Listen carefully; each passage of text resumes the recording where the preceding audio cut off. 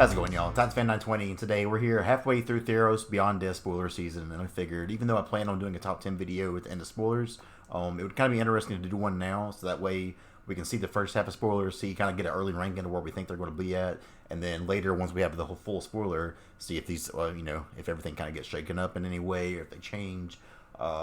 This said, it seems like it's kind of hard to evaluate because with devotion being one of the big mechanics, kind of hard to evaluate until we get the whole thing, but I wanted to take an early shot at this and then see how it lines up a week from here. So without further ado, let's go ahead and get looking into the cards. Let's go! So I think with any ranking video, you have to start off with a few honorable mentions. It seems like that's kind of a given. So let's go ahead and start off there. My very first honorable mention here is a Rasta of the Endless Web. It's a 2 double green 3/5 reach legendary enchantment creature that's a spider. Whenever an opponent casts an instant or sorcery spell, create a 1/2 green spider token with reach. So 4 mana, you get a 3/5 of the reach. It's already an okay body. Whenever an opponent casts an instant or sorcery spell, create a 1/2 spider. Not too bad. I would love if this had the other way kind of clause, and it was whenever you cast instant or sorcery and you can control a lot more. I'd like it a lot better. Kind of having to rely on your opponents doing it means it's probably more of a sideboard card if we're talking about standard or anything like that. However, it's still a solid body, and it does create value whenever opponents try to play their own game, which is nice. It does look bad in the face of something like a board wipe, because if they make a board wipe, you can still create your spider and it dies anyways. But I think this thing has potential. It's got double green here, which means for devotion pips can be meaningful. We'll have to see how it goes, but overall, it looks like this has potential to see some play. So the other honorable mention we have here is Ephemia the Cacophony. Maybe I'm saying that wrong, who knows. It is 1 of the black for a 2/1 flyer, legendary enchantment creature. It's a harpy. At the beginning of your end step, you may exile an enchantment card from your graveyard. If you do, create a 2/2 black zombie creature token. A 2/1 flyer for 2 mana is already decent stats on its own there. It is an enchantment, which with this set could mean something as well, so it could possibly get a bonus there. At the beginning of your end step, you may exile an enchantment card from your graveyard. If you do, create a 2/2 black zombie creature token.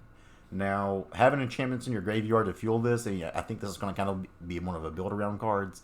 But if you have cards to build around this, and you have enchantments, we have things like Deadweight in the format, where you can turn 1 Deadweight something, then turn 2 Epiphania, cast this, and then make a 2/2 black zombie token.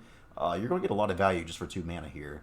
So I think this would slot into a deck that's kind of playing a lot of enchantments already. But if that deck does exist in this format, and this 2 mana, you're just getting so much value here. So this is an honorable mention for now. I could see, though, if the spoilers going the right way and decks kind of popping up that would use this, this could be much more valuable than honorable mention and get a slot in the top 10. But for now, we got it there. Still a fine card. Again, 2/1 flyer, decent stats on its own. I think this may see some play. Number 10. So at the number 10 spot here, we have Nadir Kraken. This is a 1 double blue 2/3. Whenever you draw a card, you may pay 1. If you do, put a +1/+1 counter on Nadir Kraken and create a 1/1 blue tentacle creature token.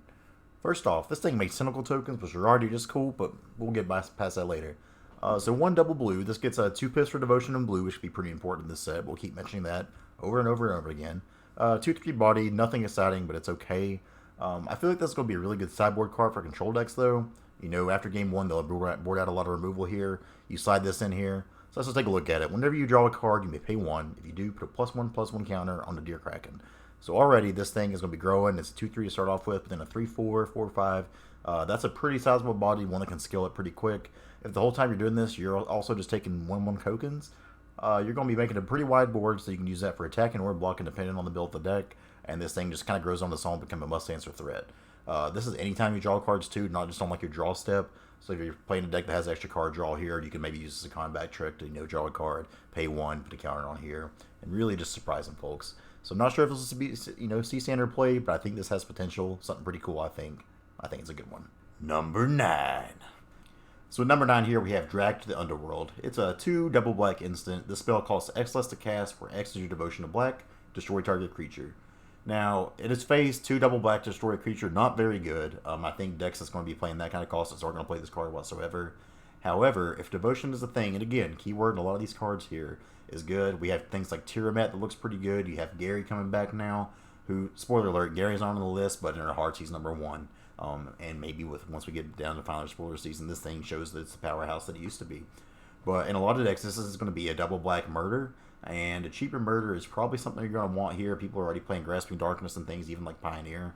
So black just to kill something is probably going to see some play there. I think this thing has potential. At its very, very worst, 4 mana to kill a creature is not the worst in the world. It still isn't what you want to be playing in Standard, but I think this sees play somewhere, and if you can just work a little bit to achieve that cost reduction there, card's going to be great. Number 8. So number 8 here, we have Ashiok Nightmare Muse. This is 3 blue-black legendary planeswalker. Starts off with 5 loyalty here. We'll go ahead and read all the stats just once on it. It's +1, create a 2/3 blue and black nightmare creature token with whenever this creature attacks or blocks, each opponent exiles the top 2 cards of their library. Its -3 ability, return target non-land permanent to its owner's hand, then that player exiles a card from their hand. And in -7, the ultimate, you may cast up to 3 face-up cards for your opponent's own from exile without paying their mana cost. So this looks a little bit underwhelming to me as far compared to a lot of the planeswalkers. They've been so busted lately. That card Oko, maybe we've heard of. It's kind of made a lot of ruckus, been 3 mana. At 5 mana, we have things like Nissa. We've come to expect a lot more, but I think this card's actually pretty good. It may not be super, super amazing on its face, but let's just take a look at it a little bit. The +1 making a 2/3 token every time is already, that's a solid body. Turn 5, maybe that's just a little bit too slow. But I think the fact that it gets to, whenever it attacks or blocks, because that blocking part's a really big part of this, an opponent exiling the top 2 cards of the library can be pretty huge. Its -3 is interesting because, especially for Dimir, when you're playing things like Dimir or Grixis, you really never have a way to deal with enchantments. But now that we have things like Petty Theft on Brazen Bar, and this -3 here, being able to bounce a pesky enchantment and get it out of the way, this is a big thing for decks like this that they didn't have before. It maybe gives them some legs to survive now. The -7 is interesting. I think it really depends on how much you're blocking, attacking, and all that kind of stuff with your tokens. But there are a few different ways in Standard to get things exiled face up, so maybe this becomes kind of busted just depending on the matchup. Overall, we'll have to see the meta and see how it shakes out. Maybe this season will play at all, but I think on its face, this is a pretty strong card and one that has potential to do well. Number 7. At number 7, we have Kuna, Hound of Athreos. This is a 1 white-black legendary creature that's a Hound. This is a 3/3 for 3 with Vigilance, Menace, and Lifelink. We've got a little bit of a questing beast thing going on here because it's keyword soup. Vigilance, Menace, Lifelink. Creatures, cards, and graveyards can enter the battlefield, and then players can't cast spells from graveyards. For anyone who's played Standard, you know how annoying and terrible Cat Oven can be to play against sometimes. This is just a big, big answer for them against that deck. And then in things like Pioneer, you have the Dredgeless Dredge cards going around, all the graveyard recursion. This card can be very good out of the side, but even on its face, 3/3 Vigilance, Menace, Lifelink with the keywords it's got there, not terrible on its own. I think this card will see some play. If there's something like an Orzhov mid-range deck that pops up, I think this will be a key player in it. Vigilance and Menace together are pretty nice because you can still attack pretty freely a lot of times if the battlefield's clear, and then, just have Vigilance body to stay back and block aggressive decks. Against aggressive decks, they don't answer this. This seems like it just kind of runs away with the game. But I like this card overall. Again, let's see play. I guess we'll find out. But for now, I think it's worthy of the number 7 slot. Number 6. Number 6 here, we have Woe Strider. It is 2 and a black for a 3/2. Whenever Woe Strider enters the battlefield, create a 0/1 white goat token creature token. Sacrifice another creature, scry 1. This has escape for 3, double black, and exile 4 cards from your graveyard. Woe Strider escapes with 2 1/1 counters on. So let's start at its base here. This is a 3 mana 3/2 that creates an 0/1 when it enters the battlefield. But the biggest thing of all this is a free stack outlet. Anyone who's played Magic and knows these kind of decks knows the value that a free stack outlet can bring. These kind of things can just open up archetypes of their own that are usually never supported, because you usually got to pay something for these. So having a free stack outlet is pretty huge. Scrying, not a bad effect. You get to keep drawing into gas and things like that. It could be better, but still, it's fine on its own. When it escapes, coming back with 2 +1/+1 counters makes it a 5/4 and a much more sizable body. You still get another 0/1 white goat token and kind of a free scry there if you need it. Not too bad. I think a lot of this depends on how good the escape mechanic is. I think in general in Magic, things like escape where you get to have more card advantage from playing a card and playing a card may not be as easy to activate as we think it is, but at the same time, that built-in card advantage does mean a whole lot. You see the adventure cards now essentially being 2 for 1. I think those show the value of just having that kind of versatility on a card and what makes them good. We have things, things like Chemist's Insight and whatnot, where you can cast them from the graveyard as well, and we saw how powerful those can be. So I think Woe Strider is going to be a player in Standard. I think it may be a player in Pioneer in some kind of like Abzan rally deck or things like that. But I think Woe Strider's got potential, and we'll see how it does. Number 5. Number 5, pretty simple one here. Storm's Wrath. This is 2 double red. It's a sorcery. Storm's Wrath deals 4 damage to each creature and each planeswalker. Red finally gets a sweeper that's decently sizable. Something that they kind of get shafted on all the time here. So I'm sure the red mages are happy about that. In this current Standard environment, Not sure if the 4 damage is going to be enough. You have things like Love Struck Beast and all the Planeswalkers, for whatever reason, Wizards decided to make them such high loyalty. This may not hit everything, and if that's the case, then this card's just not good enough at all. However, in a lot of spots, I think this is going to be pretty good as a board wipe. If you're playing some kind of bigger red deck, you can go over the top of them, wipe their board, and still keep you okay. We talked about things like Torbran. This can just kill everything if you needed to with the 2 extra damage. I think a lot of this is meta dependent and seeing what it is, but on his face here, 2 red to do 4 to everything, both being creatures and Planeswalker. Pretty big deal for a lot of red decks, especially if they're getting that damage in overall to kind of weaken things as it is. So this may see play, this may not see play. Not really sure, but I think on his face it's a pretty powerful card. We'll see how it does. Number 4. Number 4 slot here, we have Tectonic Giant. 2 double res, so once again, red getting some love. This card really, really intrigues me as somebody who likes the chunky red decks in Pioneer and has been kind of getting more into red colors. This is interesting. 4 mana, Elemental Giant, 3/4. Whenever Tectonic Giant attacks or becomes a target of a spell an opponent controls, choose 1. You'd have Tectonic Giant deal 3 damage to any opponent, or you can exile the top 2 cards of your library, choose 1 of them, and until the end of your next turn, you may play that card. I think that second part, being to the end of your next turn, is pretty good. A lot of times you just don't have the mana to play this right away, so it's nice to see that for your next turn and then be able to play that. Doesn't say anything about mana cost, so you can actually choose a land from this too, and just play a land, which can be pretty big in these kind of decks. And then the other part of it, Tectonic Giant deals 3 damage to each opponent. So when this attacks, this can possibly be swinging for 6. 6 damage attacking is a lot for a 4 mana creature, and that's pretty good. The 3/4 body's going to survive a lot of creatures in combat. Miss Lightning Striking Pioneer, all that kind of thing. I think this card's really solid. Compared to something like a Questing, we can't compare everything to Questing Beast because Questing Beast is so good. But I think this on its own is really strong. Again, paired with things like Torbran, you're getting 2 different pain triggers there, so this thing is swinging for 10. Not too shabby. Maybe it sees play, maybe it doesn't, but this is definitely one that I'm going to be throwing in some Standard and Pioneer decks and seeing how it does. Number 3. Number 3 here we have the God. One of the gods finally. This is Helios Sun Crown, 2 and a white.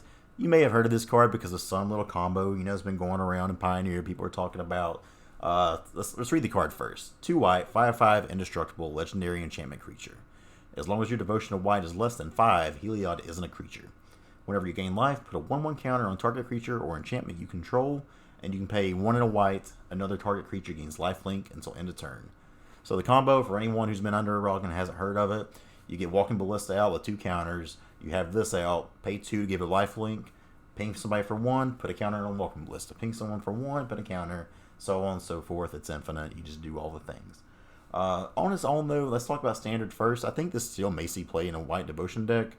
Having your Devotion less than 5 isn't too big of a deal, and if so, a 5/5 indestructible for 3 is a very good body. Whenever you gain life, all these kind of white decks a lot of times want to gain life anyway. You have the double white Daxos here that Daxos Returned, I think is his name. That helps you gain life really quickly. You have a Johnny's Pride Mate. You have the Johnny Planeswalker that gains life. It's kind of just White's thing is gaining a bunch of life anyway. So if you're doing that and putting 1/1 counters on creatures, you're just making a really big board all of a sudden. And I feel like those decks kind of play out like a mono green stomping deck and can just snowball really fast. The counter, in Pioneer, same kind of thing. This has a lot of... The thing about this card I think that's interesting is it just seems like it's good enough on its own. So it doesn't necessarily have to be in a white Devotion deck, and you don't have to essentially focus on just combo things here. I think this card on its own is just fine. So this is one to watch out for. Of all the gods so far, I think this was the best one that was spoiled. So Heliod coming number 3. We'll see if it makes an impact like we think it may. Number 2. Number 2 here we have Haktos the Unscarred. Red, white, 6/1. This card is weird.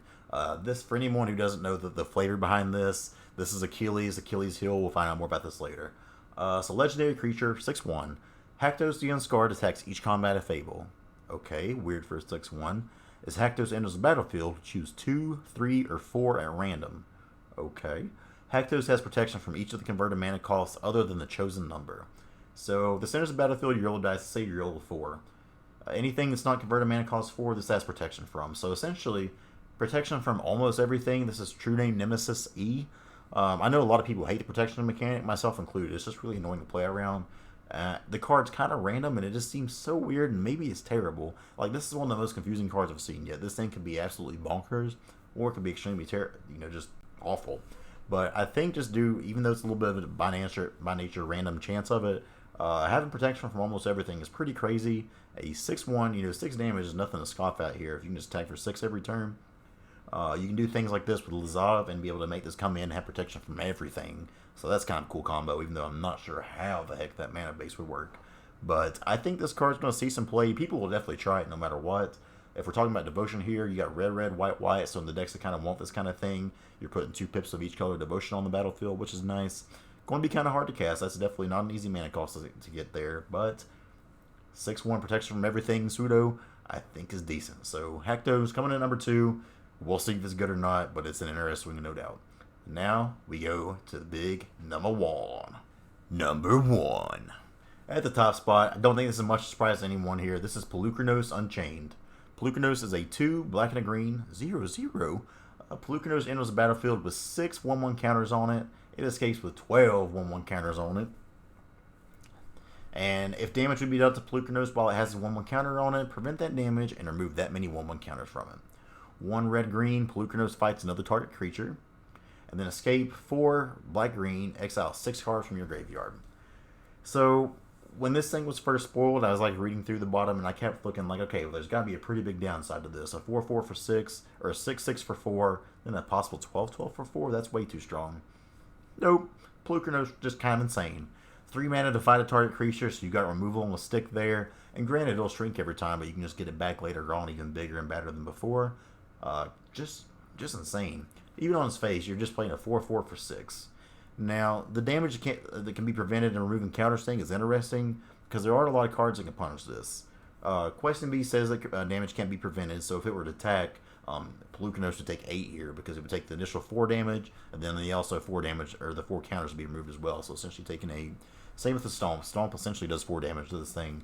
So there's some weird things in Standard and Pioneer that are going to happen here. I feel like this is going to make some judge calls and combat very wonky for a lot of people. But it's very interesting design too, and I love it. 3 mana to fight a creature is nothing to scoff at on a creature this big. Just being able to, if you can eat 2 or 3 creatures with this and then to die, it's more than done its part. Then later on, escape for 6. 6 is a little expensive, but 6 other cards in your graveyard by that point is probably doable at least once or twice. And you're just getting a 12/12 at that point. Insane.